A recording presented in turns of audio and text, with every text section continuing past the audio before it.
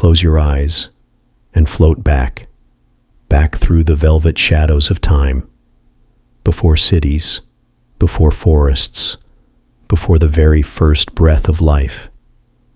There was only a cradle of stardust, swirling in the silent dark. This is the story of your home, a story written in oceans of fire and ice ages deeper than dreams, in volcanoes that built continents and tiny cells that learned to dance in the dark. A story of how Earth, our mother planet, was born in chaos, forged in stillness, and swaddled in a sky spun from the breath of living seas. So, let go, breathe deep, and let your mind wander through 4.5 billion years of cosmic lullabies. Welcome to the deepest sleep. Welcome to Hafee Sleep. Close your eyes for just a moment. Feel the solid ground beneath you, the air filling your lungs, the gentle warmth of sunlight on your skin.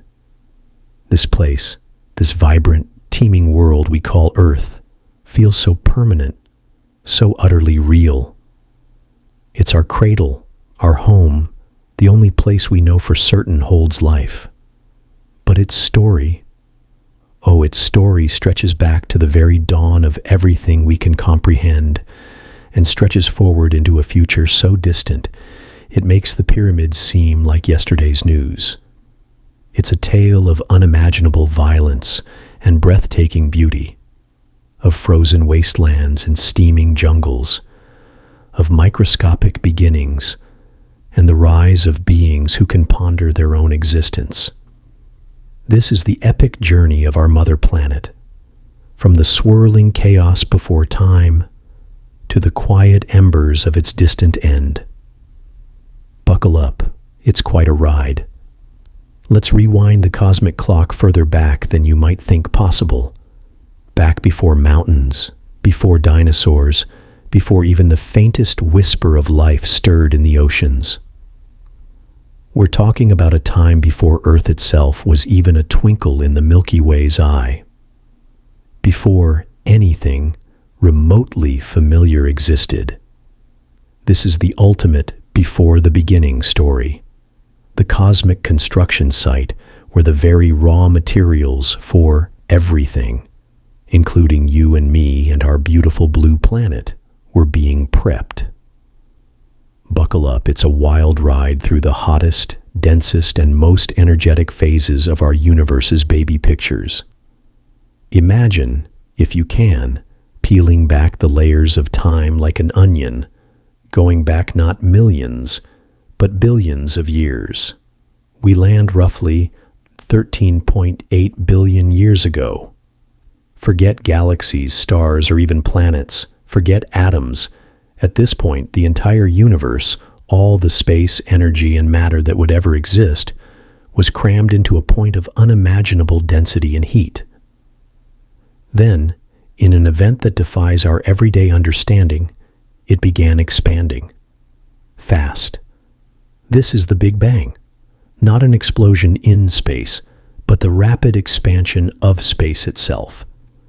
Picture it not with a bang like dynamite, but more like the universe taking its very first gigantic breath, inflating from something smaller than a single atom to the size of a grapefruit in a fraction of a second. And it was hot.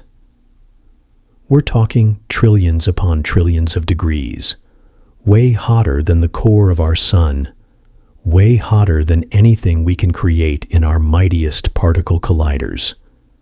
It was so hot and dense that the fundamental forces of nature, gravity, electromagnetism, and the strong and weak nuclear forces, were likely unified into a single superforce.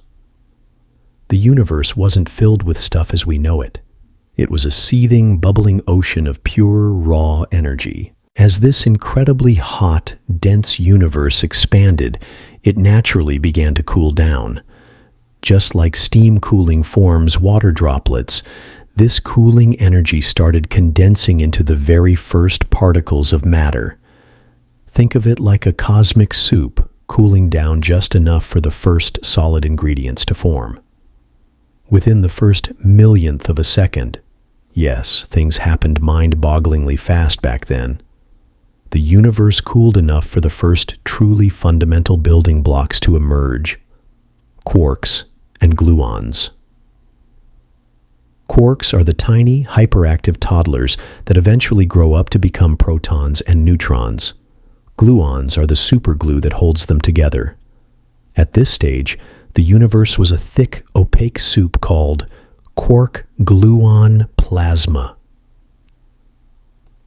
It was like a pot of boiling water so energetic that even the quarks couldn't stick together properly yet. Light couldn't travel freely.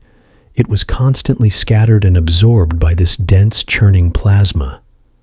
If you could somehow survive being there, which you absolutely couldn't, you wouldn't see anything. It would be like being trapped inside a star, only far, far denser and hotter. As the universe continued expanding and cooling over the next few minutes, cosmic time flies when you're this hot. A truly pivotal moment arrived. The temperature dropped enough for quarks to finally start holding hands, glued together by gluons. This is when the first protons and neutrons were formed. Think of protons and neutrons as the first stable Lego bricks of matter. A proton is essentially two up quarks and one down quark glued together. A neutron is one up quark and two down quarks glued together. This happened everywhere in the universe at once, as it cooled past a critical temperature.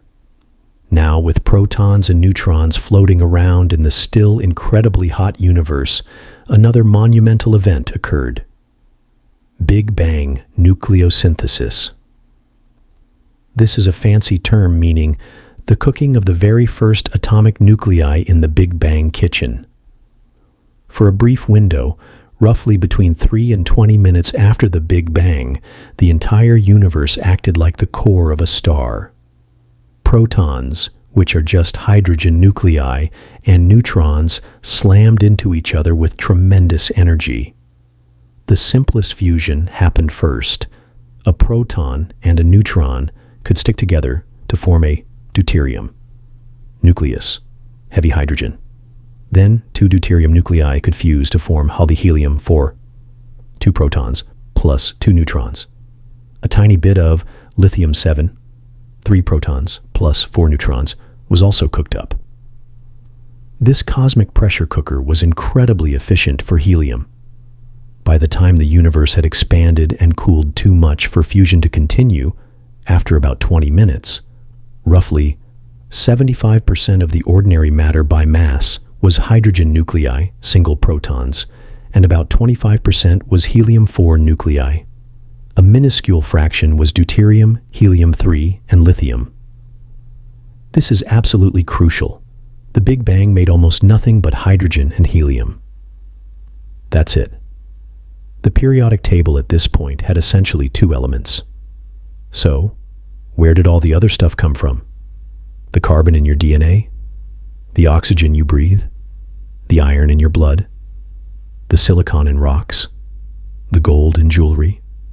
Earth is absolutely packed with these heavier elements. They weren't on the cosmic menu at the Big Bang buffet.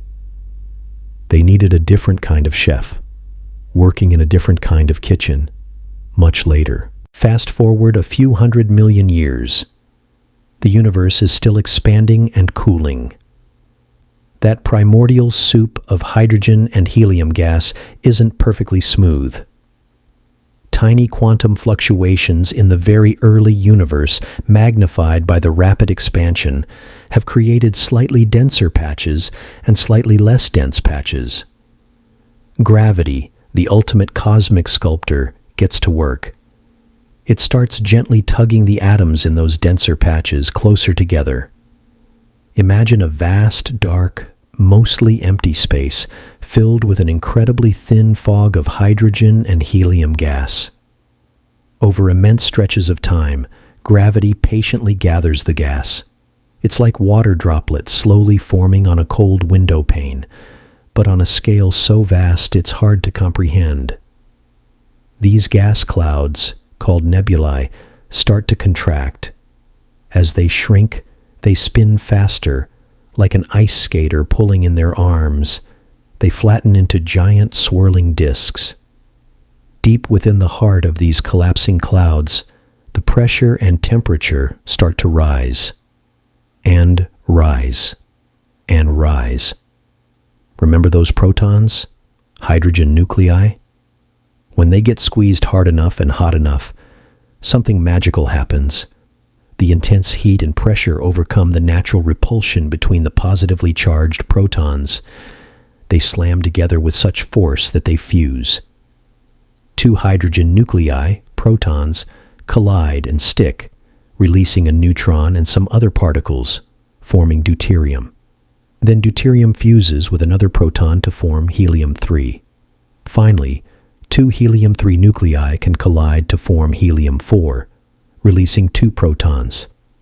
This chain reaction, hydrogen fusion, is the same process that powers our sun today. It releases a staggering amount of energy in the form of light and heat. Boom! Well, not really a boom, more like a sustained roaring furnace ignition. The first stars are born. These weren't like our friendly neighborhood sun. These were cosmic behemoths, likely hundreds of times more massive. Think of them as the giant, short-lived rock stars of the early universe, burning bright and fast. Their cores were unimaginably hot and dense pressure cookers. Inside these stellar furnaces, the hydrogen fusion provided the energy to keep the star shining, fighting against the crushing force of its own gravity. But hydrogen fuel doesn't last forever. As the star consumed the hydrogen in its core, the core would start to shrink and heat up even more. When it got hot enough, around 100 million degrees Celsius, a new fusion process could begin. Helium fusion. Helium nuclei, 2 protons plus 2 neutrons, started fusing together. 3 helium-4 nuclei could collide to form a carbon 12-port nucleus, 6 protons plus 6 neutrons. This is stellar alchemy, the first step beyond the hydrogen and helium made in the Big Bang. Carbon, the fundamental building block of life as we know it. But the star chefs weren't done. As helium fuel dwindled in the core would shrink and heat up again. If the star was massive enough, and these first stars definitely were, the temperature would soar past 600 million degrees. Now, carbon nuclei could start fusing. Carbon could fuse with helium to form oxygen. Or 2 carbon nuclei could fuse to form even heavier elements like neon, sodium, and magnesium. The star was now layered like an onion, a shrinking, ever hotter core fusing heavier and heavier elements, surrounded by shells where fusion of lighter elements was still happening. Helium fusion outside the core, hydrogen fusion further out. This process continued step by step as each fuel source was exhausted in the core. Neon fusion, requiring temperatures over 1 billion degrees, could produce oxygen and more magnesium, or Ki. Oxygen fusion, needing nearly 2 billion degrees, could produce silicon and sulfur. Finally, silicon fusion, at a blistering 3 billion degrees, began building elements up to iron. Iron, specifically iron 56, is a cosmic dead end. Fusing iron atoms together doesn't release energy. It absorbs it. Up until iron, each fusion step released energy, which provided the outward pressure holding the star up against gravity. Iron fusion sucks energy in. For the massive star, this is catastrophic news. Its energy source in the core suddenly vanishes. Gravity, which had been held in check for millions of years by the outward push of fusion energy, wins instantly and catastrophically. The iron core, now lacking energy support, collapses in on itself at nearly 1/4 the speed of light. In less than a second, this core, roughly the size of Earth, but containing more mass than our sun, collapses down to a ball of neutrons maybe just 20 kilometers across, an unimaginably dense object called a neutron star. Or if the core is massive enough, it collapses all the way down into a black hole. But the collapse doesn't just stop there. The outer layers of the star, suddenly without any support, come crashing down onto this incredibly hard, dense core. They hit it with such unimaginable force that they rebound in the most violent explosion known in the universe, a core collapse supernova. This explosion is beyond comprehension. For a brief moment, a single supernova can outshine the entire galaxy containing it. The energy released is staggering. It's within this unimaginable inferno, in the seconds during and after the core collapse, that the real magic for planet builders happens. Remember how fusion stopped at iron in the core? The supernova explosion provides the extreme conditions needed to go further. The sheer flood of neutrons in the collapsing material and the intense heat and pressure of the rebounding shockwave create a frenzy of nuclear reactions. Neutrons get slammed into existing atomic nuclei faster than they can decay, building heavier and heavier elements in a process called the rapid neutron capture process, or process. This is where elements heavier than iron are forged: copper, zinc, silver, tin, iodine, gold, platinum, lead, uranium, all the way up the periodic table. Elements forged in seconds, in the heart of a dying star's explosion. Simultaneously, the explosion violently hurls all the elements the star cooked up during its life: the carbon, oxygen, neon, magnesium, silicon, sulfur, and iron, plus all these newly minted heavy elements, out into the surrounding space at incredible speeds. It's like the star saved up all its creations throughout its life, and then, in its spectacular death throes, flung them like cosmic confetti across the galaxy. A supernova is the universe's ultimate recycler and heavy element factory, all rolled into one. But what about stars like our sun? They aren't massive enough to go supernova. They still contribute. As smaller stars age and burn through their hydrogen fuel, they swell into red giants. During this phase, they experience strong stellar winds, streams of charged particles blowing off their surfaces.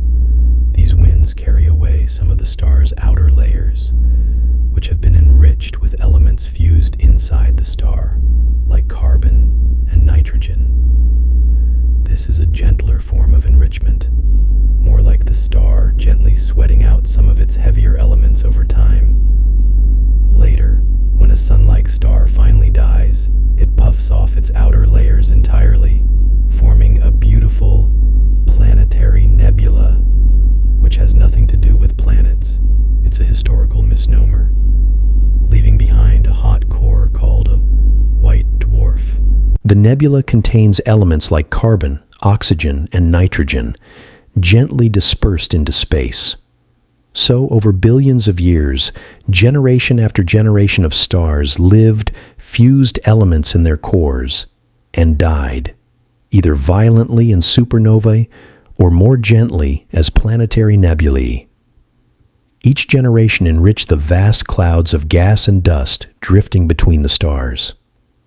The hydrogen and helium from the Big Bang got mixed with carbon, oxygen, nitrogen, iron, silicon, gold, uranium, all the elements of the periodic table. This interstellar medium became a rich cosmic compost heap, a swirling mixture of stardust and gas.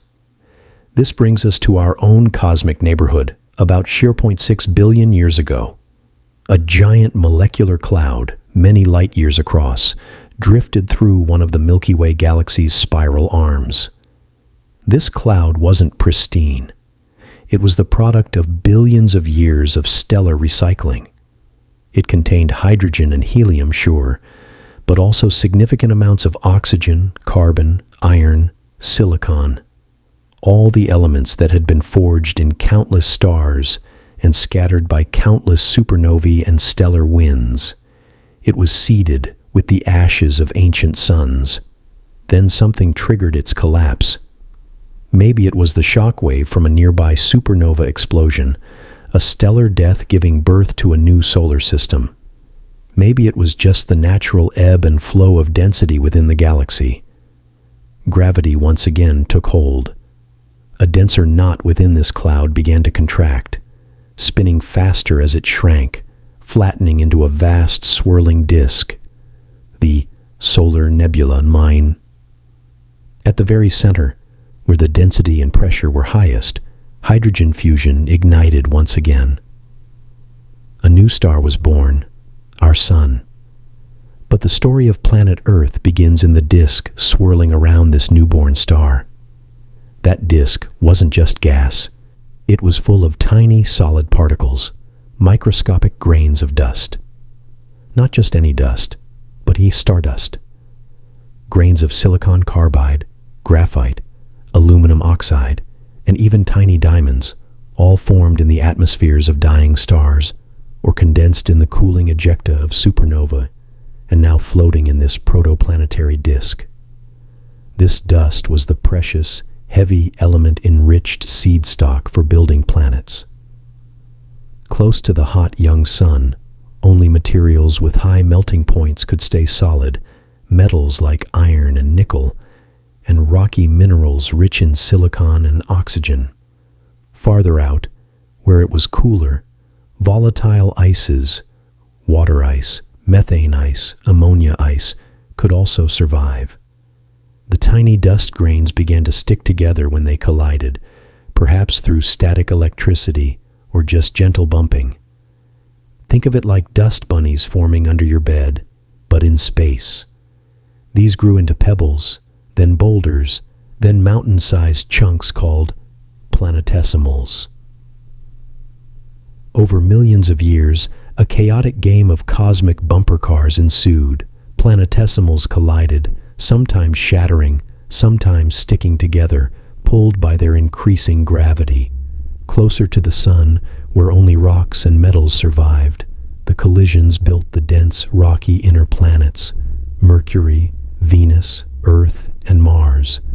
Farther out, incorporating abundant ices as well as rock and metal, the giant planets like Jupiter and Saturn formed. The material that eventually became Earth, it was a specific collection of these planetesimals, rich in silicon, oxygen, iron, magnesium, aluminum, calcium, the stuff of rock, with smaller amounts of sulfur, nickel, and other elements. Crucially, it also contained water, carbon, and nitrogen, likely delivered by icy planetesimals from the cooler outer regions of the disk that were flung inwards by gravitational interactions. These volatile elements were absolutely essential. So, when we say Earth formed from a swirling disk of gas and dust around the young sun, we must remember the incredible backstory of that dust and gas. It wasn't just leftovers, it was stardust. It was the legacy of the Big Bang, providing the initial hydrogen and helium.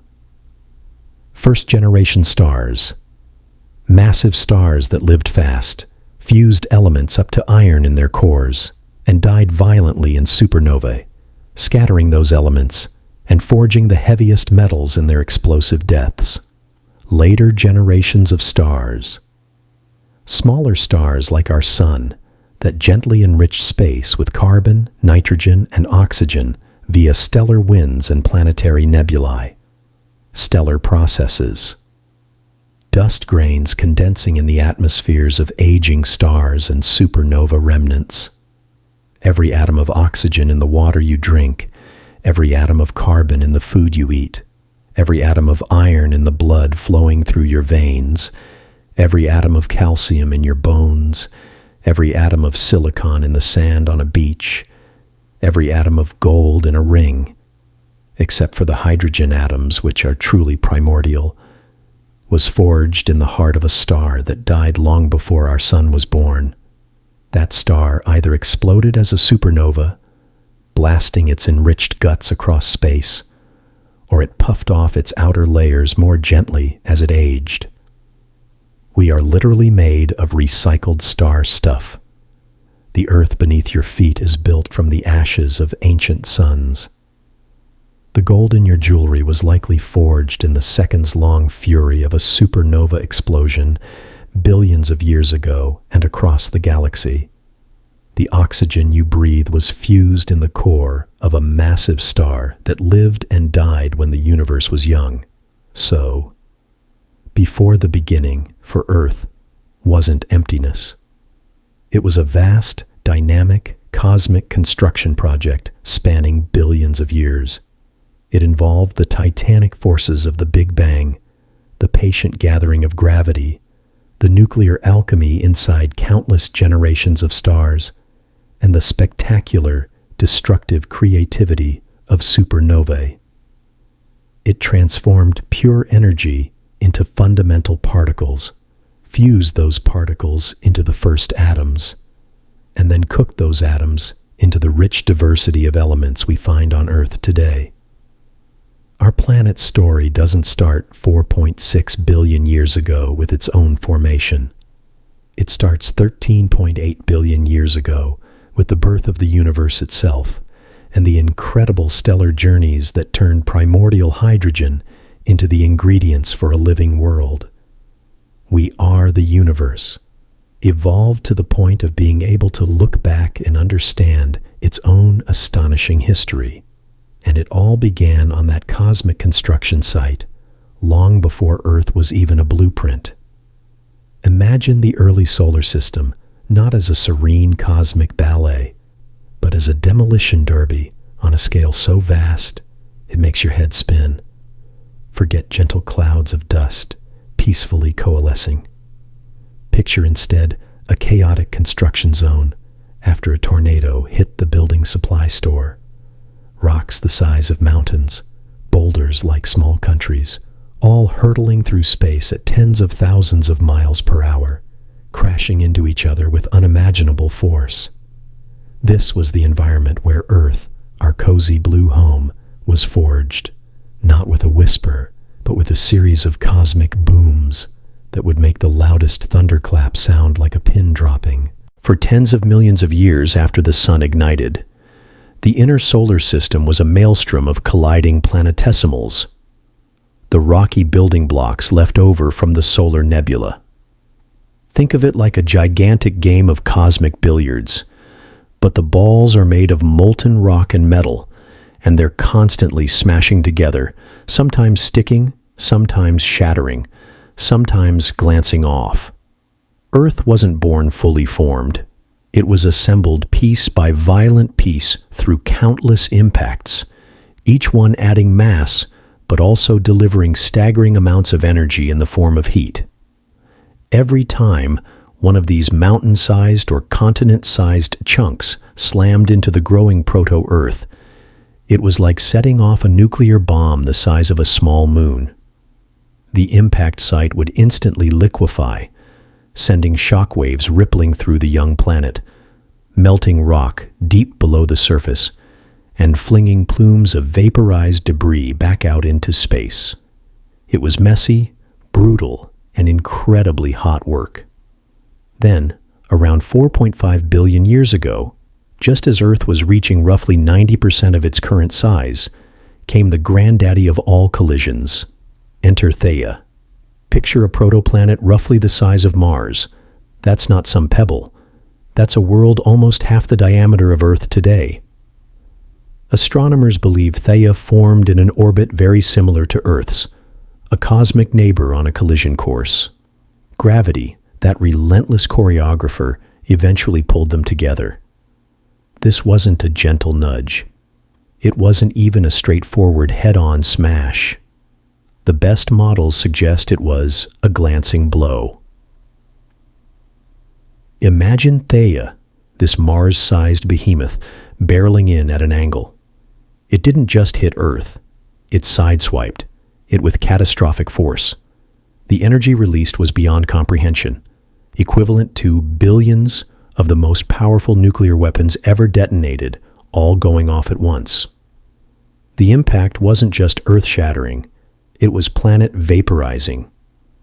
Theia itself was utterly obliterated. The force of the impact wasn't just destructive, it was transformative.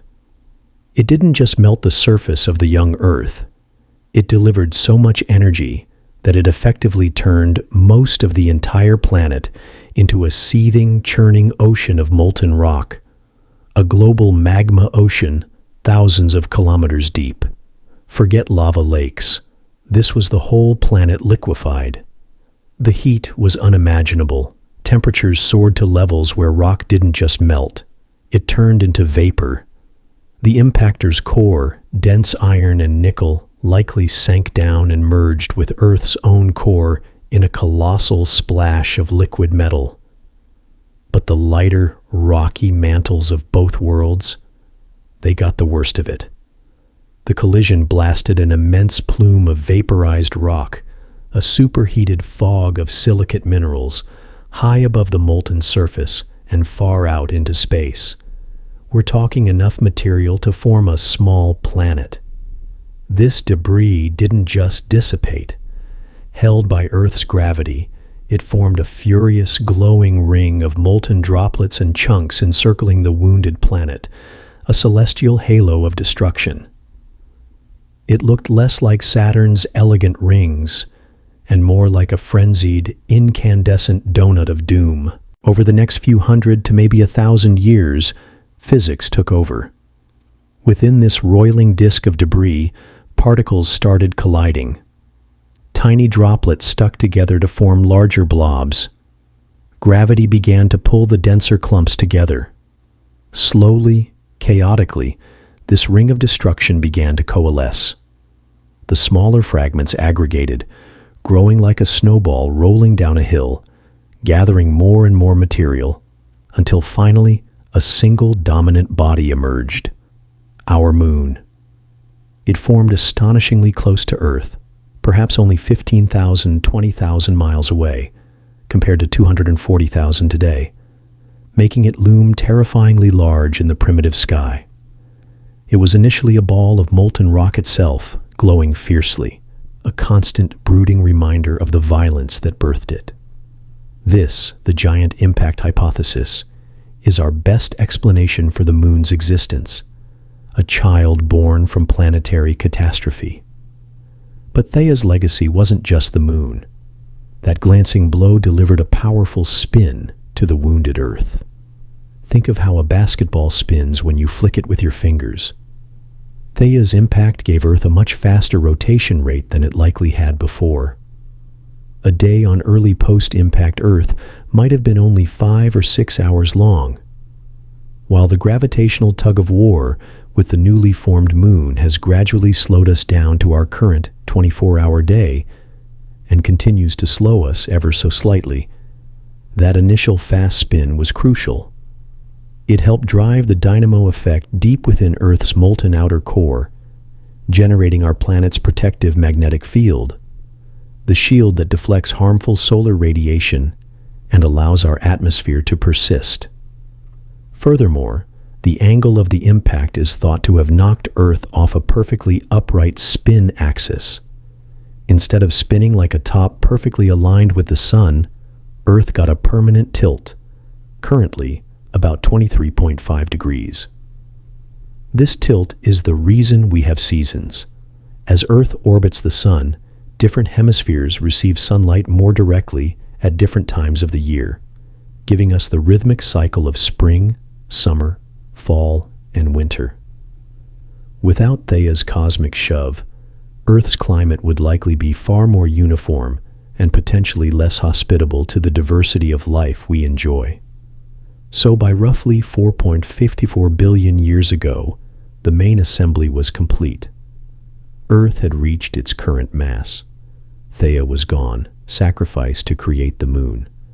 But calling this new planet Earth, as we know it, is like calling a freshly poured concrete foundation a house. The reality was far from welcoming. Welcome to the Hadean Eon, named after Hades, the ancient Greek god of the underworld. And boy, did the name fit. Picture the scene. The surface. Forget continents, forget oceans.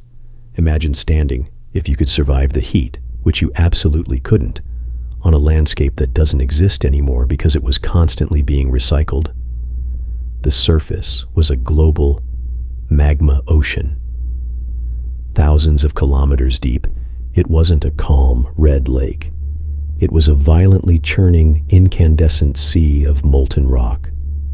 Temperatures soared well above 2,000 degrees Celsius, over 3,600 Fahrenheit, hot enough to melt steel like butter. The heat came from three main sources: the leftover energy from countless planetesimal impacts, especially the big one with Theia, the intense gravitational compression as the planet settled into its final size, and the decay of radioactive elements like uranium, thorium, and potassium trapped deep within. This radioactive decay is still a major heat source inside Earth today. But back then, with more abundant short-lived isotopes, it was like having a nuclear furnace raging inside the planet. The atmosphere. Thick, toxic, and utterly unbreathable. As the magma ocean churned and volcanoes erupted everywhere. Volcanoes were basically just weak spots where the magma ocean burped. It constantly spewed out gases trapped within the molten rock. This process, called outgassing, filled the sky with a suffocating cocktail. Vast amounts of water vapor, H2O, carbon dioxide, CO2, nitrogen, N2, hydrogen, H2, methane, CH4, ammonia, NH3, and sulfur dioxide, SO2. There was no free oxygen, O2. That wouldn't come for billions of years thanks to life. This early atmosphere was dense, probably many times thicker than today's, and acted like a supercharged greenhouse blanket, trapping the intense heat radiating from the molten surface below. The sky would have been a perpetual oppressive orange or murky red-brown haze, lit by the frequent, intense flashes of incoming meteors and the constant glow of the surface itself. The sun, shining through this thick, dusty, volcanic smog, would have appeared as a dim, reddish disk. The water problem. Water did exist, locked away inside the minerals of the planetesimals that formed Earth, and likely delivered later by icy comets and water-rich asteroids from the outer solar system. But here's the catch. Any water molecule that reached the surface instantly met a terrible fate. The surface temperature was way above water's boiling point, 100 degrees C or 212 degrees C. Liquid water couldn't possibly exist. Any ice that arrived on comets would have vaporized instantly upon entry into the atmosphere or upon hitting the molten surface. The water vapor was trapped in the atmosphere, contributing to the thick, steamy greenhouse blanket. Oceans? Not a chance. The planet was far too hot.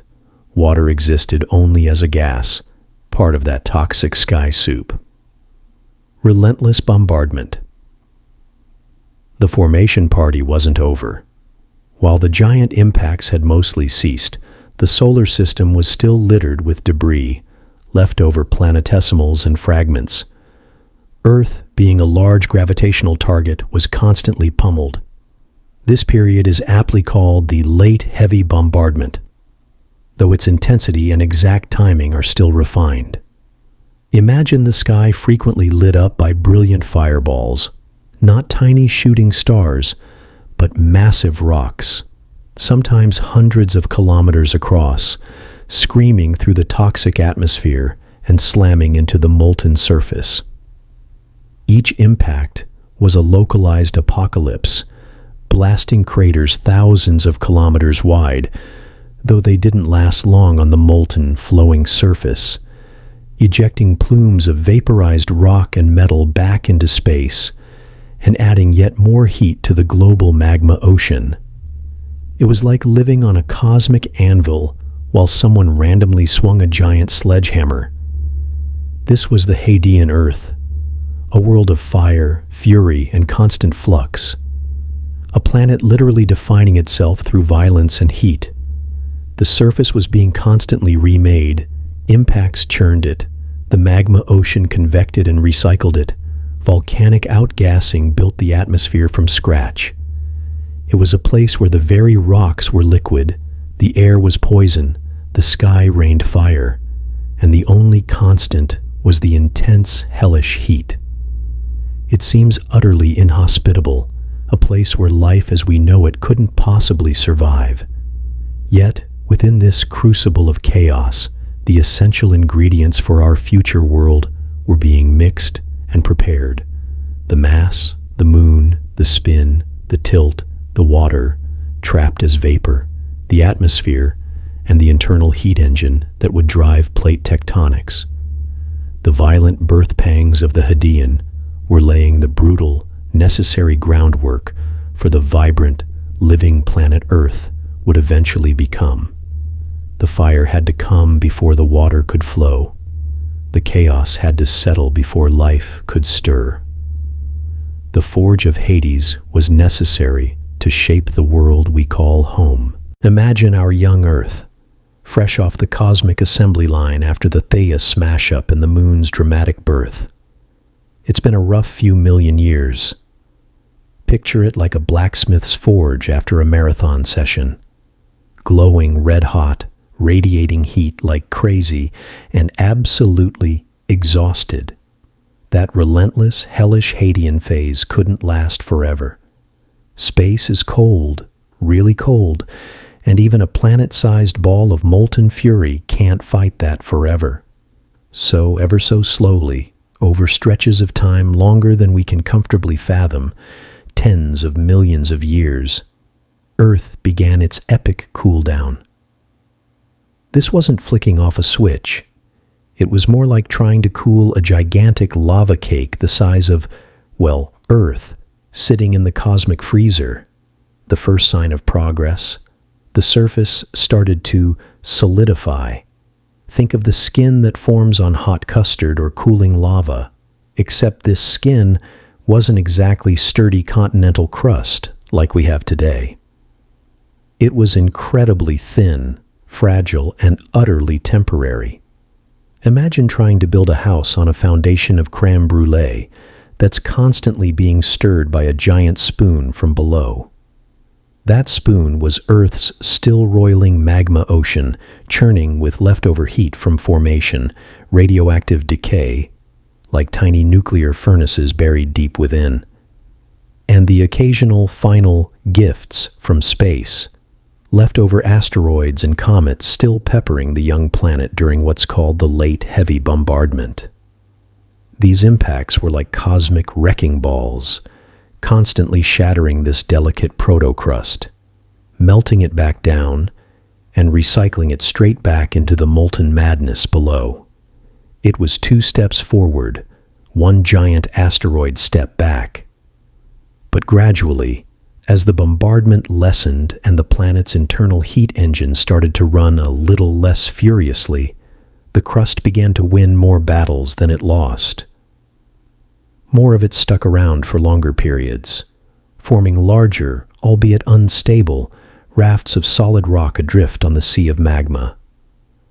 Now, remember all that water vapor? Billions upon billions of tons of it, steaming away in the thick, toxic atmosphere? It had been trapped up there since the planet formed, unable to touch down because the surface was simply too hot. Any water molecule brave enough to descend would instantly vaporize again upon contact with the scorching rock, like water droplets dancing on a red-hot skillet. But as the surface temperature finally dipped below water's boiling point, 100 degrees C or 212 degrees at sea level pressure, though pressure was higher back then, so maybe a bit hotter. Something magical happened. Crossing that temperature threshold was Earth's pivotal moment. The Great Rain began.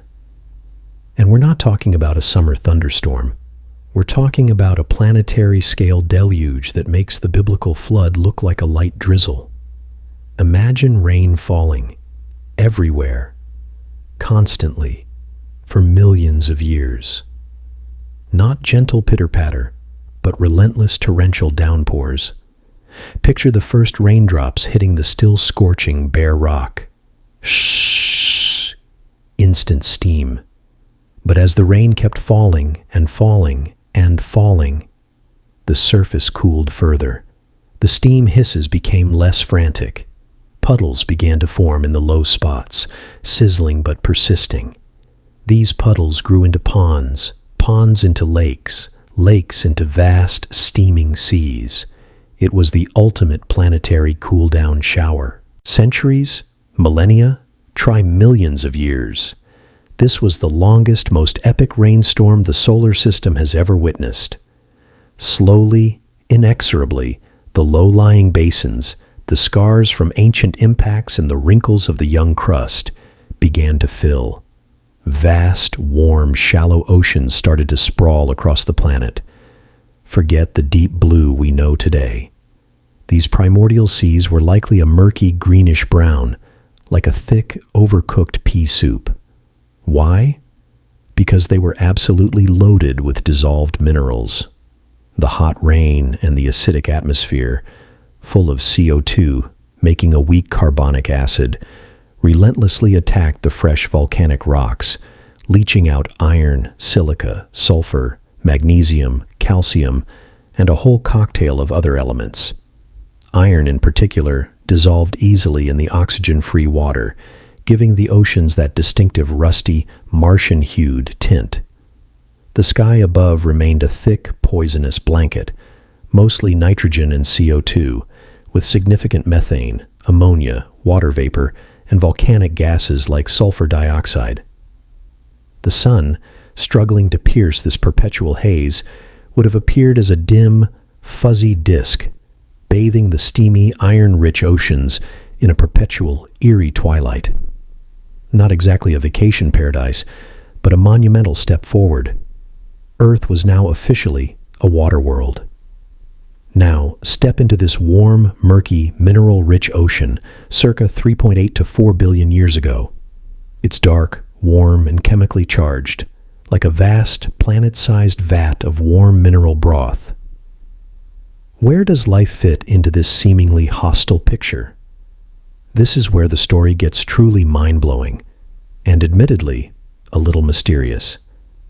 We don't have a video replay. The evidence from this time is incredibly scarce, mostly destroyed by Earth's restless recycling of its crust. But scientists have some compelling ideas about the most likely stage for life's debut act: hydrothermal vents. Imagine cracks in the ocean floor, miles underwater. Not just any cracks, but places where Earth's internal furnace still breathes fire. Seawater seeps down through the crust, gets superheated by the magma below, hundreds of degrees Celsius, dissolves minerals, and then comes roaring back up as scalding mineral-rich plumes, like underwater geysers on steroids. These are hydrothermal vents. There are two main types relevant to life's origins. 1. Black smokers. Belching out superheated water, 350 degree plus, laden with dark metal sulfide particles, creating towering chimney-like structures. Think toxic, acidic, and incredibly hot. 2. Alkaline vents, like Lost City. Cooler, 40-90 degree, gentler vents where mineral-rich water reacts with the underlying rock, olivine, to create porous, rocky structures full of tiny nooks and crannies. Crucially, this process creates a natural chemical gradient, a difference in acidity and electron energy across the mineral walls, almost like a primitive battery. Why are these vents prime real estate for the origin of life? Energy galore. Forget the dim sun. These vents provide chemical energy, the energy released when certain molecules react. Think hydrogen reacting with CO2 to form simple organic molecules. The mineral structures act like catalysts, speeding up these reactions. Mineral buffet. The vent fluids are loaded with dissolved metals, iron, nickel, sulfur, and other elements essential for life's chemistry. The porous rock provides surfaces where molecules can concentrate and interact. Shower protection. Deep underwater, shielded from the harsh surface environment, the brutal UV radiation, no ozone layer, the violent impacts, and the wild temperature swings, it's a relatively stable, albeit extreme, haven. The gradient is key. The natural difference in chemistry across the mineral membranes and alkaline vents provides a kind of free energy that simple chemical systems could potentially harness to perform work, like concentrating molecules or driving simple reactions, a precursor to metabolism. Alternatively, some scientists point to warm little ponds, shallow pools on volcanic landmasses, perhaps near coastlines, enriched by tides and evaporated by the sun. These could have concentrated organic molecules washed in from rain or delivered by meteorites. Here, cycles of wetting and drying could have helped link molecules into chains. While perhaps less protected than deep-sea vents, they offer sunlight as an energy source. Regardless of the exact location, and there might have been multiple, the process likely involved a series of steps from chemistry to biology. 1. The organic soup kitchen. Simple molecules abundant on early Earth: water, methane, ammonia, hydrogen, CO2, nitrogen, reacted, fueled by lightning, UV radiation, volcanic heat, or vent chemistry. Think of the famous Miller-Urey experiment. Zap a flask of these gases with electricity, and you get amino acids, building blocks of proteins, and other organic goodies. This probably happened everywhere, creating a dilute organic soup in the oceans and lakes. 2. Concentration is key. In tidal pools, evaporation concentrated the soup. On mineral surfaces near vents or in clay sediments, molecules stuck and concentrated, like spices clinging to a spoon in broth. This crowding increased the chances they'd bump into each other and react. 3. Building blocks. Assemble. Amino acids linked up to form short protein chains, peptides. Fatty acids spontaneously formed bubbles, vesicles in water, creating tiny compartments. Sugars and nitrogenous bases formed. Crucially, some molecules figured out how to make copies of themselves. Not perfect copies, but copies nonetheless.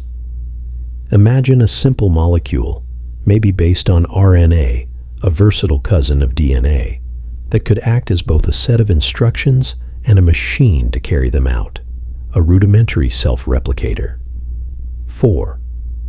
Encapsulation, the first cell. At some point, these self-replicating molecules, along with other useful molecules, got trapped inside fatty acid bubbles, membranes. This was huge. The membrane acted like a tiny bag, keeping the precious molecules together and concentrated, protecting them from dilution in the vast ocean, and creating a distinct inside environment. This encapsulation marked the birth of the first primitive protocells, not quite alive yet, but chemical systems with boundaries and the potential for heredity. 5. Natural selection kicks in, pre-biology. Not all protocells were equal. Some replicated their internal molecules faster. Some had membranes that were more stable.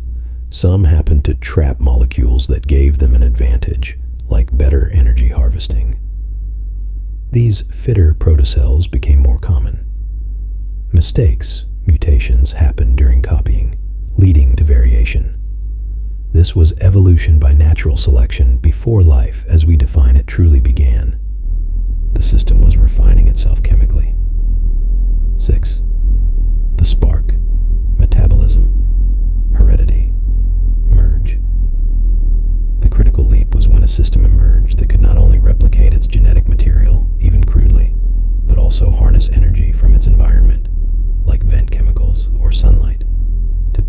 its growth, maintenance, and replication. It became a self-sustaining, evolving chemical system. It crossed the threshold. Life.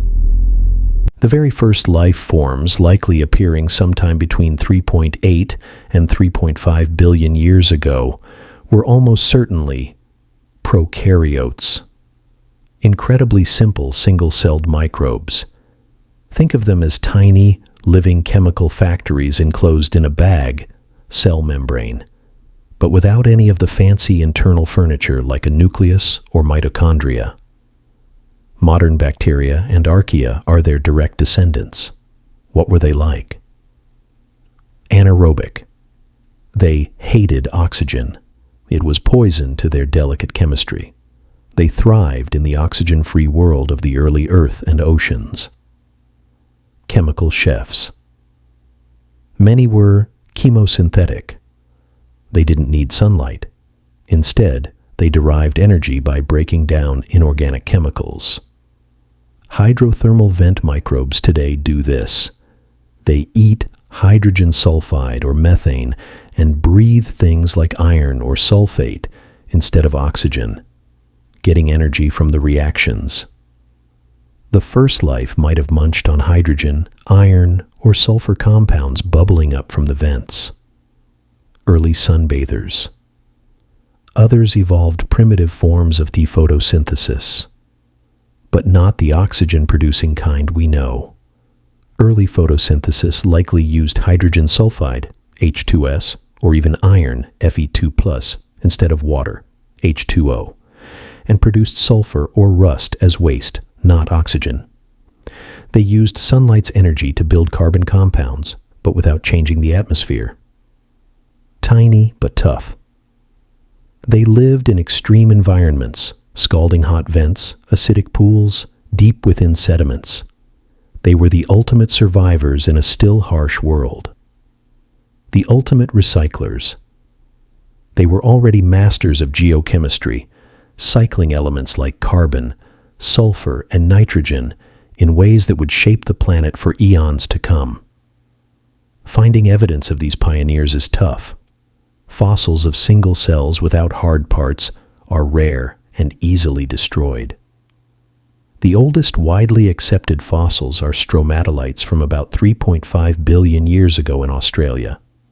Stromatolites are layered rock structures formed by communities of microbes, like cyanobacteria, growing in shallow water. They trap sediment and carbonate minerals layer by layer over time.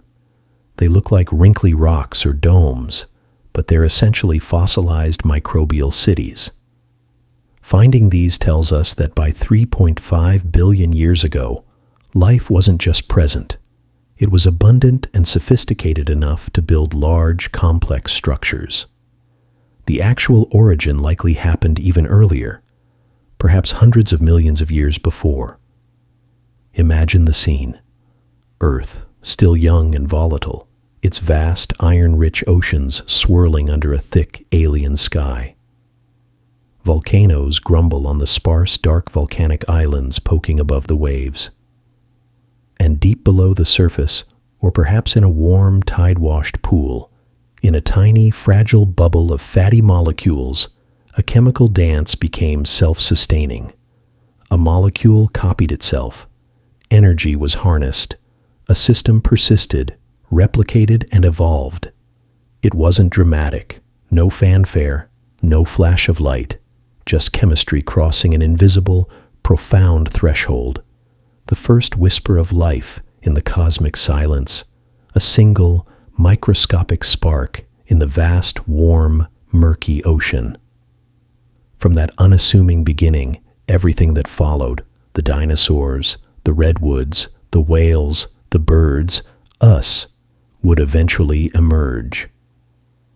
It was the quietest revolution, yet it changed the destiny of the planet forever. The sterile forge of Hades had finally cradled its first, fragile child. The journey from stardust to sentience had officially begun. Now imagine Earth around 2.5 billion years ago. The Hadean hellfire is a distant memory.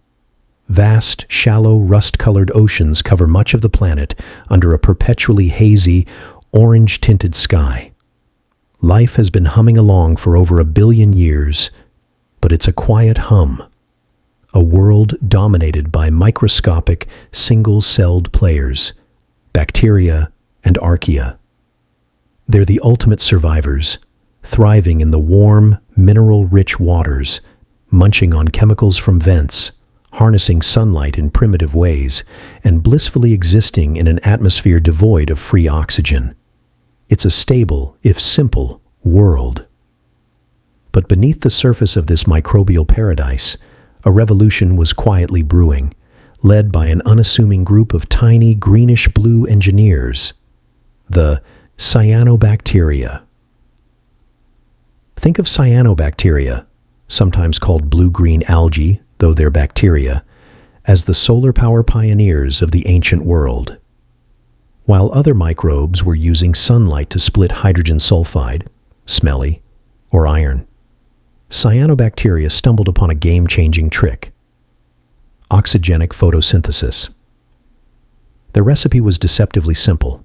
Sunlight plus water, H2O, and carbon dioxide, CO2, reacts to make sugar food, plus oxygen, O2.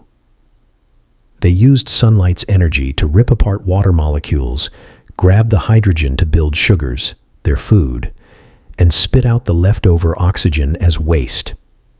It was an incredibly efficient way to make a living compared to chewing on sulfur or iron. They flourished, forming vast, slimy mats in shallow, sunlit waters, the ancestors of modern stromatolites. But their waste product, that innocent-looking oxygen gas, was about to become the most disruptive pollutant in planetary history. For millions of years, Earth barely noticed the cyanobacteria's gaseous exhaust. Why? Because the young oceans were packed with dissolved iron, Fe2+, left over from the planet's formation and volcanic outgassing. Oxygen is highly reactive.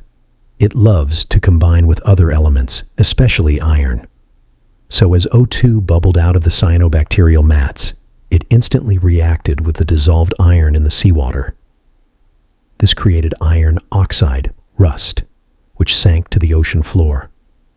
Layer upon layer, over millions of years, these rust deposits built up, forming immense striped rock formations called banded iron formations, BIFs. You can see these stunning, rusty red striped rocks today. They're a major source of the iron we mine for steel. Think of them as Earth's original oxygen scrubbers, giant chemical sponges soaking up the toxic gas before it could reach the atmosphere. But the cyanobacteria were relentless, multiplying and photosynthesizing for hundreds of millions of years. Slowly, inexorably, the ocean's iron sponge became saturated. Around 2.4 billion years ago, the great iron sink filled up. Oxygen, with nowhere else to go, finally started bubbling out of the oceans and into the atmosphere. This moment, the Great Oxidation Event, GOE, was arguably the single most profound environmental catastrophe and opportunity in Earth's history. For the vast majority of life at the time, oxygen was pure poison. These early microbes had evolved in an oxygen-free, anoxic world. Their delicate biochemical machinery was easily shredded by this highly reactive gas. It caused massive oxidative stress. Think of pouring bleach into a fish tank. It triggered a mass extinction. On a scale Earth hadn't seen before, and wouldn't see again until much later. Countless species of anaerobic bacteria and archaea, the dominant life forms for over 1 billion years, were wiped out, forced to retreat into the few remaining oxygen-free hideouts, deep mud, underground, or around hydrothermal vents. It was an apocalypse for the ancient microbial world. But catastrophe often breeds innovation. While oxygen was toxic to many, a few hardy microbes possessed primitive defenses or enzymes that could handle low levels of it. More importantly, a crucial discovery was made: aerobic respiration. Some clever microbes figured out how to use oxygen. They developed biochemical pathways where oxygen acted as a powerful electron acceptor, allowing them to break down food, like sugars, much more efficiently than anaerobic processes. Think of anaerobic respiration as a campfire. It releases energy from wood, but slowly and inefficiently. Aerobic respiration is like a high-efficiency furnace. It extracts vastly more energy from the same fuel, sugar molecules, by burning it completely with oxygen.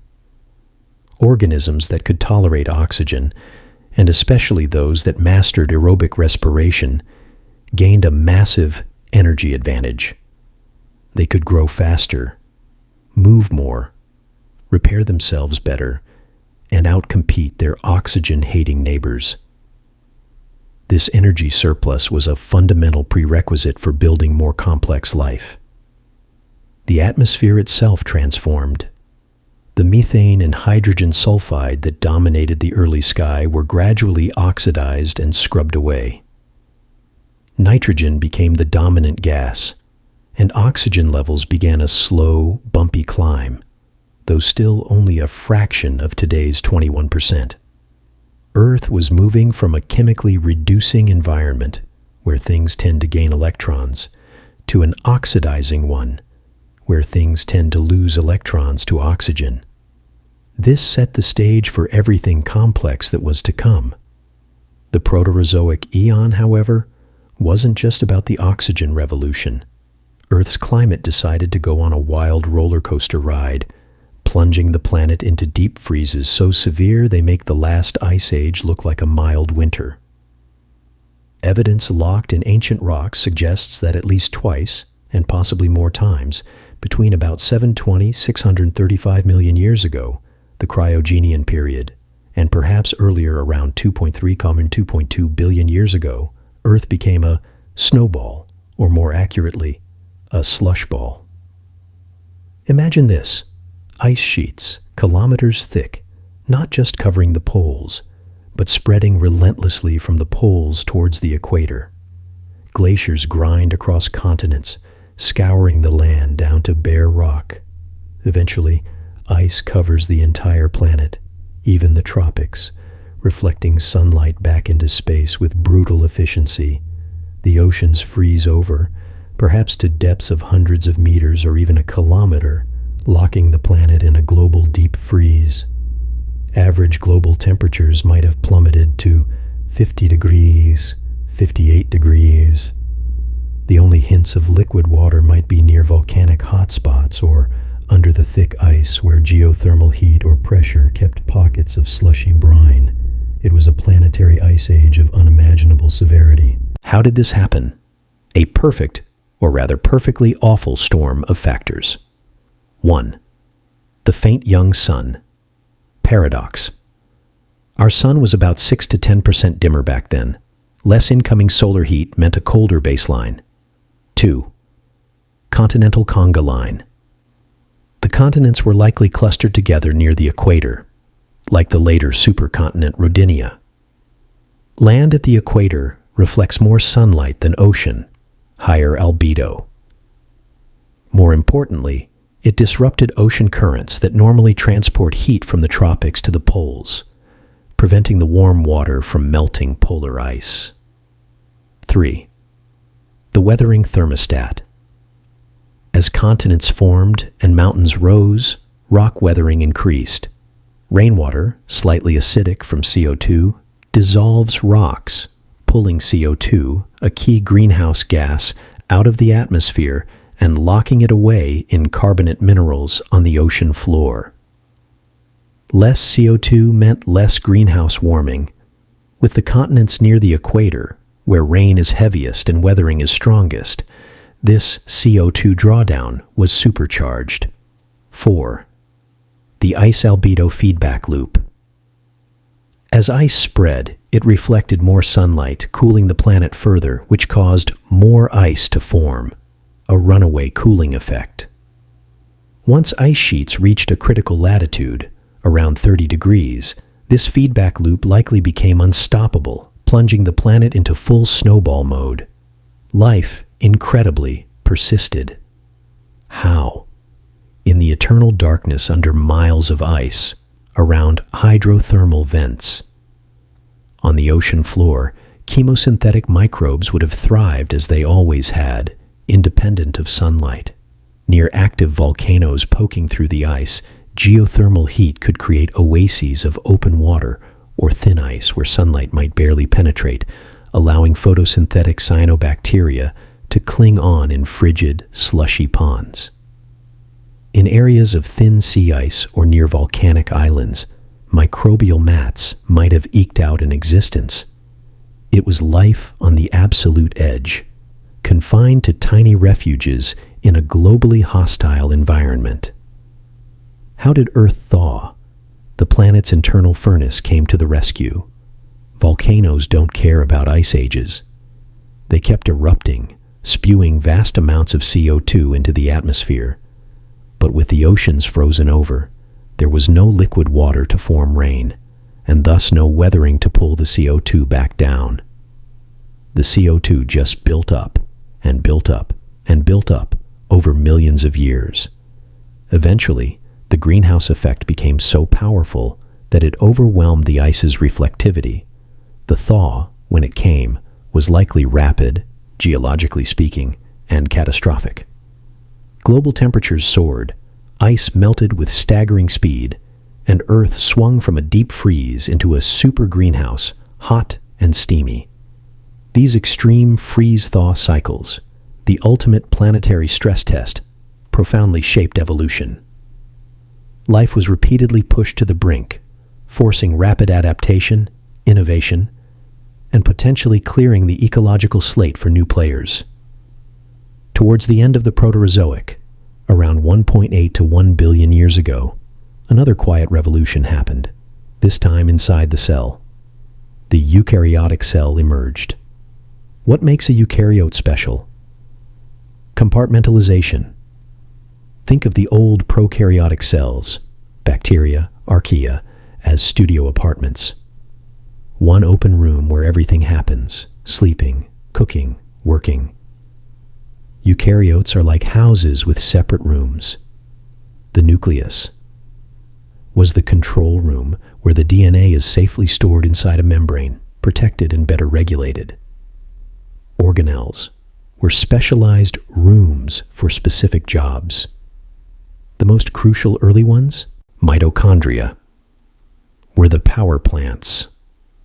These were almost certainly once free-living bacteria, probably alpha proteobacteria, that got swallowed by an archaeal host cell. Instead of being digested, they set up shop inside. The host provided protection and nutrients. The mitochondria provided vast amounts of energy, ATP, through aerobic respiration, using that precious oxygen. This endosymbiotic event was a game changer, providing the energy needed for complexity. Every cell in your body, except red blood cells, has mitochondria, descendants of that ancient bacterial guest. Chloroplast were the solar panels. Similarly, these were likely free-living cyanobacteria swallowed by a eukaryotic host, leading to plant and algal lineages. They harness sunlight for energy. This leap in cellular complexity, the eukaryotic cell, was essential for the next big step: multicellularity. Managing a larger, more complex cell with specialized parts provided the internal infrastructure needed for cells to start working together. And towards the very end of the Proterozoic, we see the first tentative experiments in multicellular life in the fossil record. The Ediacaran biota, roughly 541 million years ago, appear. These are strange, enigmatic creatures preserved in places like Newfoundland, Canada, and South Australia. They weren't shells or bones. They were soft-bodied impressions. Some looked like fronds, e.g. Charnia, others like segmented mats, Dickinsonia, or even quilted air mattresses. Sprigina. They ranged from centimeters to over a meter in size. What were they? We don't fully know. Some might have been early animals, others perhaps giant protists, or even a completely extinct kingdom. They lived on the seafloor, possibly absorbing nutrients through their skin or filter feeding. Crucially, they represent the first large, complex, multicellular organisms. They weren't yet the complex animals with guts, limbs, and eyes that would explode in the Cambrian, but they were the pioneers, the proof of concept that life could organize beyond the single cell. Their world was still recovering from the last snowball Earth, with oxygen levels rising but still lower than today, setting the stage for the next great leap. The Proterozoic eon, spanning nearly 2 billion years, was Earth's long transformative adolescence. It witnessed the planet's atmosphere poisoned and then revitalized by oxygen, endured global deep freezes that tested life's limits, and saw the fundamental cellular complexity evolve that would underpin all visible life. It was a time of colossal environmental upheaval, paving the way for biological revolution. The stage, once dominated solely by microbes, was now set after immense struggle and innovation for the entrance of larger, more complex players. The quiet hum of the microbial world was about to be drowned out by the burgeoning symphony of complex life ready to explode in the Cambrian dawn. Imagine Earth around 540 million years ago. The long, sometimes frozen, sometimes steamy Proterozoic has ended. The strange, soft-bodied Ediacaran creatures are fading from the scene.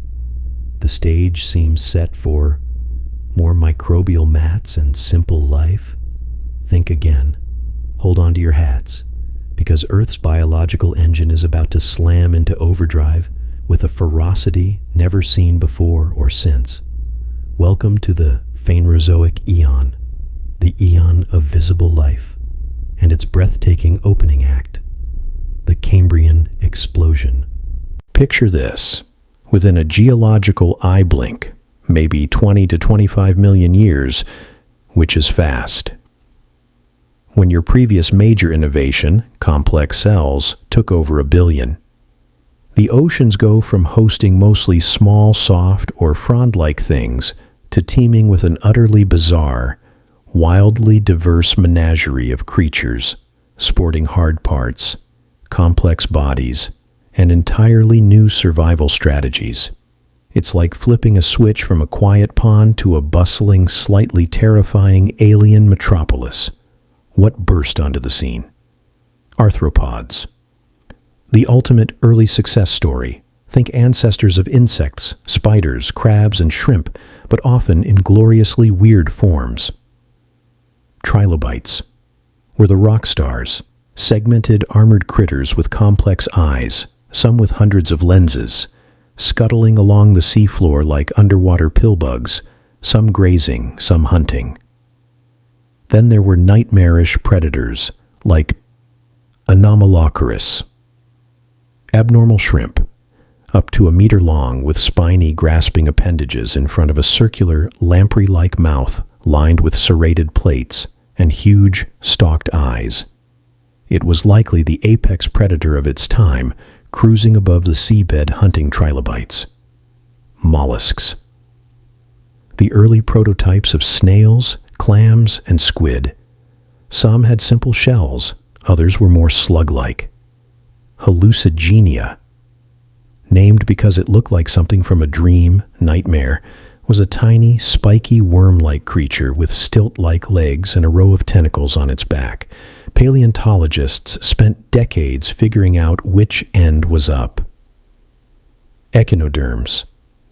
Early sea stars, sea urchins, and crinoids, sea lilies, often sporting intricate symmetry and spiny armor.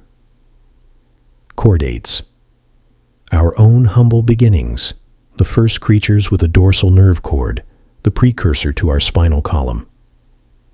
Picaia, a small eel-like creature found in the famous Burgess Shale fossil beds, is one of the earliest contenders for our very distant grandparent. They were likely filter feeders or detritus munchers, small and unassuming amidst the armored giants and fierce predators.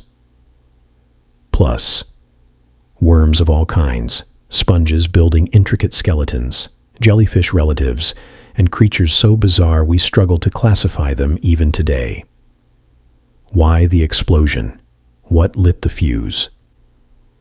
It wasn't magic. It was a perfect storm of evolutionary pressures and opportunities. Oxygen levels. Finally reaching levels high enough to support larger, more active bodies and the energy demands of complex tissues. Aerobic respiration was hitting its stride. The predator problem. The evolution of the first true predators, like Anomalocaris, was a game changer. Suddenly, hiding in the mud or being soft and squishy wasn't enough. This sparked an evolutionary arms race of epic proportions. Prey needed defenses, shells, spines, armor, burrowing skills, better senses, and faster escape mechanisms. Predators needed better weapons, sharper claws, stronger jaws, better eyesight, faster swimming. Innovation flourished under pressure. Genetic toolkits. The eukaryotic cell, honed over 1 billion years, finally had the complex genetic machinery that allowed for dramatic changes in body plan development. Genes called Hox genes. Acting like master switches during embryonic development, could now control the formation of distinct body segments, appendages, and complex organs in repeatable ways. Think of it as evolution, finally getting a sophisticated set of Lego instructions, instead of just basic blocks. Ecological vacancy. After the Ediacaran decline, there was relatively little complex life occupying the seas. It was a wide-open frontier ripe for colonization by any design that worked. The Cambrian ocean floor wasn't serene. It was a bustling, competitive, often violent marketplace of survival. Eyes evolved multiple times independently, allowing creatures to see predators or prey for the first time. Hard shells evolved for protection. Legs and fins evolved for locomotion across the seabed or through the water column. Complex behaviors, hunting strategies, burrowing techniques, mating rituals emerged. It was the ultimate experiment in body plan design, and most of the major blueprints, phyla, for animal life we see today, were drafted right then. While evolution continued refining these designs, the fundamental architectural innovations happened remarkably fast. Fish rule the waves. As the Cambrian settled down, the oceans remained the main stage. Fish, descended from those early chordates, underwent their own evolutionary explosion during the Ordovician and Silurian periods. They diversified into countless forms. Armored jawless fish, ostracoderms, like small swimming tanks covered in bony plates, sucking up food from the mud. The jaw revolution. The evolution of jaws was huge. Suddenly, fish could bite, grab, chew, and actively hunt larger prey. This led to the rise of powerful predators like the early sharks and the heavily armored Poryntine placoderms. Bony fish.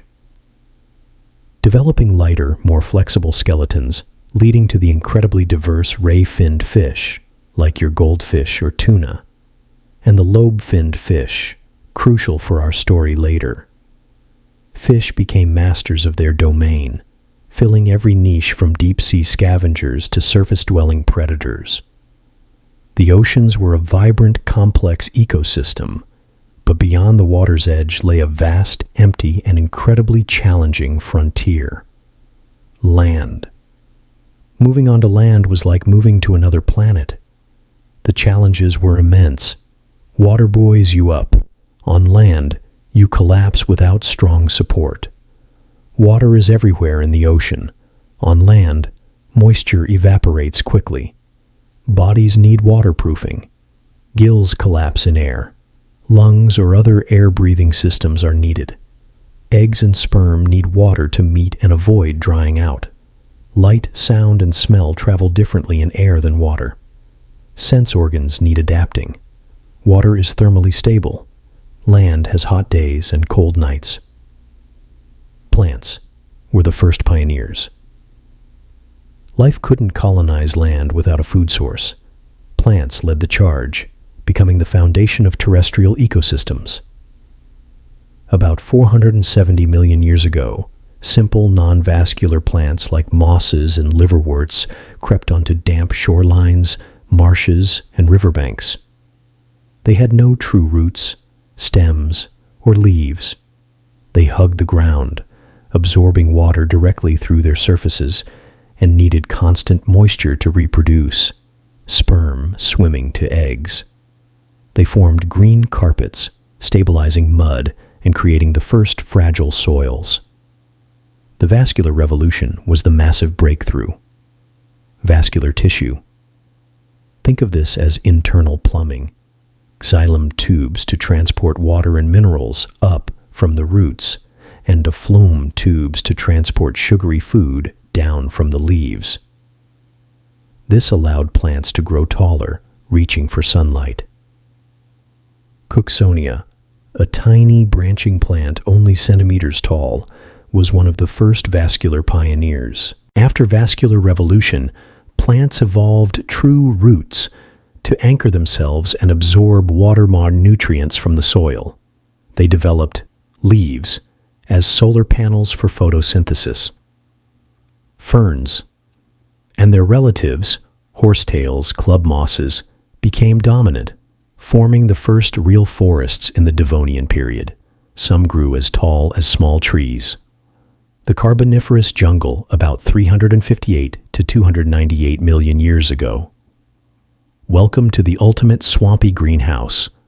Warm, humid conditions and high oxygen levels, maybe over 30%, fueled the growth of enormous trees. Towering Boresian scale trees, Lepidodendron, with diamond-patterned bark, looked like giant celery stalks reaching 30-50 meters high. Giant array horsetails, calamites, formed bamboo-like thickets. Lush tree ferns filled the understory. This wasn't just a forest, it was a continent-spanning steamy jungle. When these giants died, they often fell into oxygen-poor swamps. Instead of decomposing completely, they slowly compressed over millions of years, forming the Mauer massive coal deposits we mine today. Burning coal is literally releasing sunlight captured by these ancient forests 300 million years ago. With plants establishing a foothold and creating food, leaves, decaying matter, and shelter, animals began to tentatively explore the shores. Who better to tackle land first than creatures already sporting tough exoskeletons, good against gravity and drying out? Ancestors of millipedes, centipedes, and eventually spiders and insects crawled out of the water. Early millipedes munched on decaying plant material washed ashore. Scorpion-like predators likely followed, hunting the plant eaters. The high oxygen levels in the Carboniferous allowed some insects to reach monstrous sizes. Imagine dragonflies with wingspans of 70 centimeters, 2.5 feet, gliding through the swampy air, or millipedes longer than a human. Important thing to remember is that they all evolved from fish. First amphibians, creatures like Acanthostega and Ichthyostega, had 4 proper limbs with lungs, but also gills and tails suited for swimming. They were true amphibians, capable of hauling themselves onto land, but still tied to water to lay their soft, jelly-like eggs, like modern frogs and salamanders. Picture them lumbering out of the water, perhaps hunting insects or escaping aquatic predators, looking a bit like clumsy, overgrown salamanders with more primitive heads. life had officially breached the shoreline. 3 to 15 million years ago, amphibians were pioneers, but their reliance on water for reproduction limited how far inland they could go. The next big breakthrough solved this: the amniotic egg. Imagine an egg with a protective waterproof shell and a series of internal membranes that create a self-contained, watery environment for the developing embryo, complete with its own food supply, yolk, and waste disposal system. This incredible innovation meant eggs could be laid on dry land. Now comes the reptiles. One of the earliest known reptiles found fossilized inside a rotten tree stump in Nova Scotia. Small and lizard-like, it had the key reptilian features: scaly skin that minimized water loss and laid amniotic eggs. This freed reptiles to colonize drier environments far from water, exploiting niches amphibians couldn't reach. They also developed more efficient lungs and stronger limbs for better land locomotion. The age of reptiles was dawning, setting the stage for the dinosaurs, birds, and mammals to come. The journey from the chaotic explosion of life in the Cambrian seas to the first reptiles scurrying through the Carboniferous forests is a saga of relentless innovation and adaptation. It's a story written in fossils of unimaginably strange creatures, in the transformation of fins into limbs and gills into lungs, in the silent growth of vast forests that would become our coal, and in the fundamental biological breakthroughs that freed life from the water. The continents, once barren rock, were now clothed in green and teeming with the rustles, chirps, well, maybe primitive croaks and scuttles first, and struggles of a whole new world of life. The stage was now truly global, and the play was becoming increasingly complex. The conquest of land was complete, paving the way for the next epic chapters: the age of reptiles and the eventual rise of mammals. The Earth was no longer just a blue planet. It was becoming a green and buzzing one, too. The Permian period, 298 to 252 million years ago, saw the continents assembled into the supercontinent Pangaea. Reptiles diversified on land, including the ancestors of mammals. But the end of the Permian witnessed the most devastating mass extinction Earth has ever known. The Great Dying wiped out roughly 90% of all marine species and 70% of land vertebrate families. The causes were likely a catastrophic combination: massive volcanic eruptions in Siberia, the Siberian traps, releasing vast amounts of CO2 and toxic gases, triggering runaway global warming, ocean acidification, and oxygen depletion. It took life millions of years to recover. The Mesozoic era, 252-66 million years ago, became known as the Age of Reptiles, dominated by the dinosaurs. From small, agile predators, dinosaurs evolved into an astonishing array of forms: towering long-necked sauropods like Brachiosaurus, armored tanks like Ankylosaurus, and the terrifying carnivores like Tyrannosaurus rex.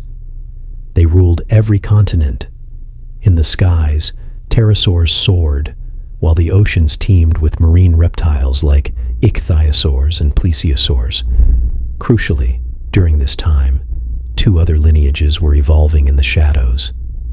The first mammals appeared, small, shrew-like creatures scurrying in the undergrowth, mostly nocturnal to avoid predators. And birds evolved from a branch of small, feathered theropod dinosaurs. Flowering plants, angiosperms, also emerged and diversified during the Mesozoic, revolutionizing ecosystems with their co-evolution with insects for pollination. The world was warm, with no polar ice caps, and lush forests extended towards the poles. But this reign ended abruptly 66 million years ago. A massive asteroid, perhaps 10 kilometers wide, slammed into what is now the Yucatan Peninsula in Mexico. The impact triggered earthquakes, mega tsunamis, and hurled billions of tons of debris into the atmosphere. Sunlight was blocked for years, causing global winter. Photosynthesis collapsed, food chains disintegrated, and approximately 75% of all species, including all non-avian dinosaurs, perished. It was a catastrophe for them, but an opportunity for others. With the giant reptiles gone, mammals seized their chance. No longer constrained to the shadows, they rapidly diversified to fill the empty ecological niches, running on plains, climbing trees, returning to the sea, whales and dolphins, and taking to the air, bats. The Cenozoic is often called the age of mammals. Grasses spread, creating vast new savanna ecosystems. Primates evolved, with grasping hands, forward-facing eyes for depth perception, and increasingly complex brains. Climate shifts played a huge role. The continents continued their slow drift. Plate tectonics never stops. India collided with Asia, creating the Himalayas. The Isthmus of Panama formed, connecting North and South America, but altering ocean currents. Antarctica drifted over the South Pole and became isolated by ocean currents, allowing a permanent ice cap to form. Earth began cycling between glacial periods, ice ages, and warmer interglacials, driven by subtle changes in Earth's orbit and tilt, Milankovitch cycles. Huge ice sheets advanced and retreated across North America, Europe, and Asia, shaping landscapes and forcing life to adapt or migrate. Within this dynamic world, our own lineage evolved. Around 6 to 7 million years ago in Africa, hominins, the group including humans and our extinct ancestors, split from the lineage leading to chimpanzees. The story of human evolution is complex, with many branches and dead ends. Key milestones include walking upright, bipedalism, freeing the hands for tool use, the gradual increase in brain size, the mastery of fire, providing warmth, protection, and cooked food, and the development of complex language and culture. Our own species, Homo sapiens, appeared in Africa roughly 300,000 years ago. We spread across the globe, adapted to diverse environments, and developed sophisticated technologies, art, and societies. So here we are. After 4.54 billion years of cosmic alchemy, violent collisions, slow cooling, the rise and fall of oceans and atmospheres, the dance of continents, and the epic saga of life evolving through countless forms, we find ourselves on a remarkably dynamic planet. Earth isn't a static ball of rock. It's a complex, interconnected system. The geosphere, rocks, plates, volcanoes. The hydrosphere, oceans, rivers, ice, water vapor. The atmosphere, the thin, vital layer of gases. The cryosphere, ice sheets, glaciers, permafrost. And the biosphere, all living things. These spheres constantly interact, exchanging energy and matter. The engine driving much of this dynamism is heat from Earth's interior, leftover from its formation and generated by radioactive decay. This heat fuels the slow but relentless churning of the mantle, which in turn drives plate tectonics. Plates grind past each other, causing earthquakes, dive beneath one another, subduction, creating volcanoes and mountain ranges, or pull apart, mid-ocean ridges, creating new crust. This process recycles the crust, regulates long-term climate by cycling carbon, builds continents, and shapes the very face of the planet. Our atmosphere, now rich in nitrogen and life-giving oxygen, thanks to billions of years of photosynthesis, acts as a protective blanket and a global thermostat. The greenhouse effect, caused by gases like water vapor, carbon dioxide, and methane, is natural and essential. Without it, Earth would be frozen. But the delicate balance of these gases is crucial for maintaining a stable climate suitable for life as we know it. The hydrosphere defines Earth as the blue planet. Water covers 71% of the surface. Oceans regulate climate by absorbing and transporting heat, drive weather patterns through evaporation and precipitation, and are home to an incredible diversity of life. The water cycle, evaporation from oceans and land, condensation into clouds, precipitation as rain or snow, runoff into rivers and groundwater, and eventual return to the sea, is the planet's great circulatory system. And then there's us, Homo sapiens. In an incredibly short geological time frame, we have become a dominant force. We reshape landscapes through agriculture and cities, alter the composition of the atmosphere by burning fossil fuels, releasing vast amounts of ancient carbon stored as coal, oil, and gas, drive species to extinction at an alarming rate, pollute air and water, and generate novel materials like plastics that persist in the environment.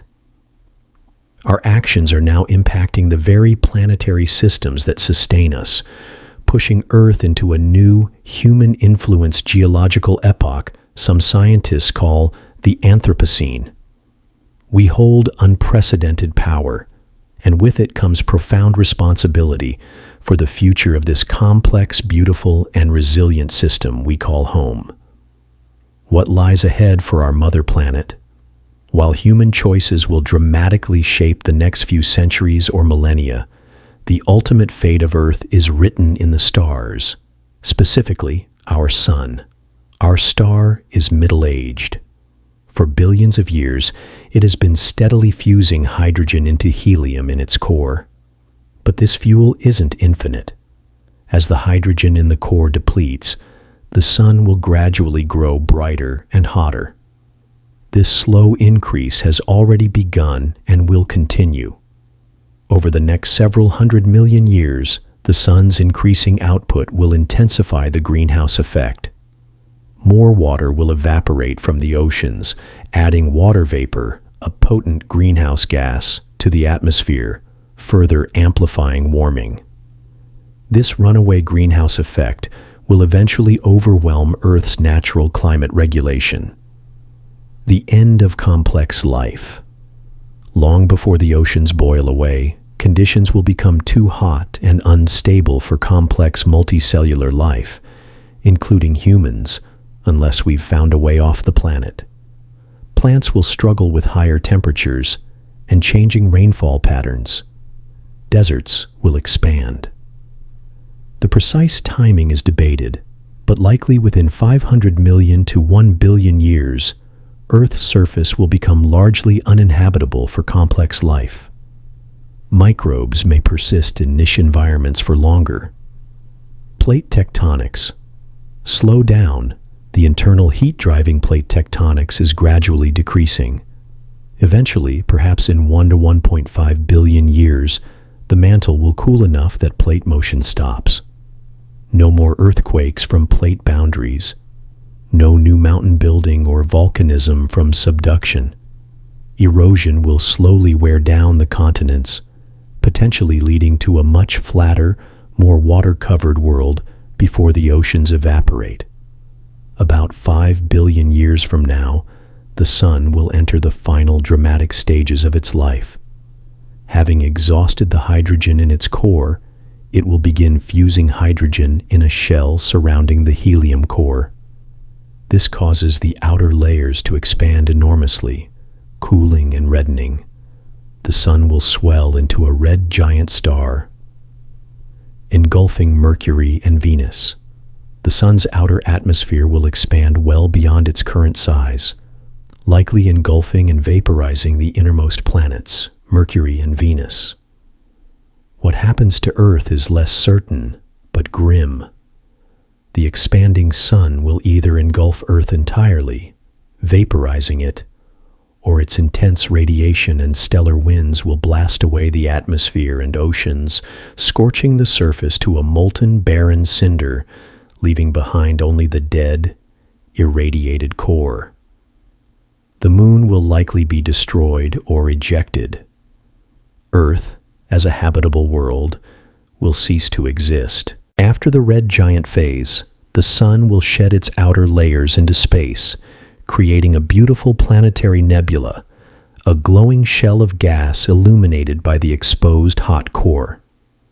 This core, no longer undergoing fusion, will be a white dwarf, an incredibly dense, Earth-sized ember, initially very hot, but glowing only from residual heat.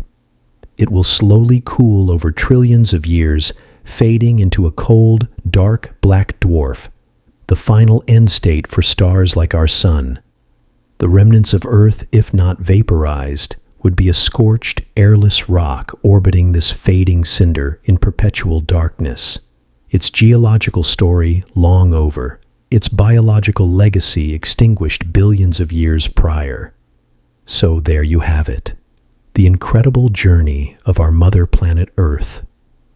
From a swirling cloud of ancient stardust forged in the hearts of long-dead stars, through the fiery chaos of its birth, the slow cooling and gift of water, the miraculous spark and tenacious struggle of life evolving over billions of years, through ice ages and heat waves, through the rise and fall of dinosaurs and the recent hesitant steps of a self-aware species. We stand here today, on this thin, vibrant crust, beneath a protective sky, surrounded by oceans teeming with life, looking up at the stars that birthed us, contemplating our own origins and our planet's ultimate destiny. It's a story of breathtaking scale, profound transformation, and fragile beauty. Earth is unique in all we know, a haven of liquid water and complex life in the vast, mostly silent cosmos. Its journey reminds us of our profound connection to the universe. The calcium in our bones, the iron in our blood, the carbon that forms the basis of our DNA, all were forged in stellar furnaces and delivered here by cosmic processes over immense stretches of time. We are not just on Earth. We are Earth, conscious stardust contemplating itself. Understanding this grand narrative isn't just about satisfying curiosity. It's about gaining perspective. It shows us the resilience of life, but also its fragility in the face of planetary scale changes. It highlights the immense power of slow, relentless forces, the drift of continents, the evolution of species, the life cycle of a star. It underscores the fleeting nature of our own human chapter, a mere blink in the planet's deep time.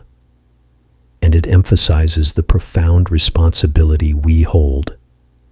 For the first time in Earth's history, a species has the power to consciously alter the planet's course, to safeguard its biodiversity and climate stability, or to accelerate its degradation.